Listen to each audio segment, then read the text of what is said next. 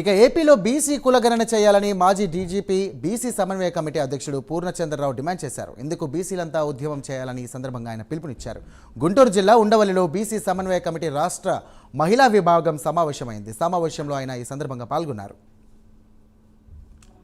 అనంతపురం జిల్లా బీసీ సమన్వయ కమిటీ చైర్మన్గా ఆమె మేము అనౌన్స్ చేస్తున్నాం. ఆ జిల్లా రాష్ట్ర స్థాయిలో రోజు ఆంధ్రప్రదేశ్ బీసీ సమన్వయ కమిటీ ఆధ్వర్యంలో మహిళా సమన్వయ కమిటీని ఏర్పాటు చేయడం జరిగింది.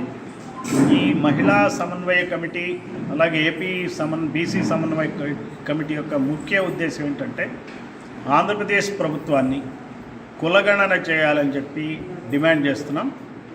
ఈ సందర్భంగా ఈ మహిళా సమన్వయ కమిటీకి గౌరవ అధ్యక్షురాలుగా దేవి గారు, అలాగే అధ్యక్షురాలుగా వేణేశ్వరి గారు ఈరోజు నియమితులయ్యారు. వారితో పాటు మిగిలిన కన్వీనర్స్, కో కన్వీనర్స్ కూడా ఒక బృందం ఏర్పాటైంది. ఈ రాష్ట్రంలో కులగణన గురించి ఉద్యమాన్ని ఈరోజు బీసీలందరూ సమాయత్తమై నిర్వహిస్తారు. మరి ఈ సందర్భంగా ఇటువంటి కార్యక్రమంలో పాల్గొన్నందుకు అంగడాల పూర్ణచంద్రరావు గారికి, బీఎస్పీ రాష్ట్ర కోఆర్డినేటర్ పరంజ్యోతి గారికి కూడా నా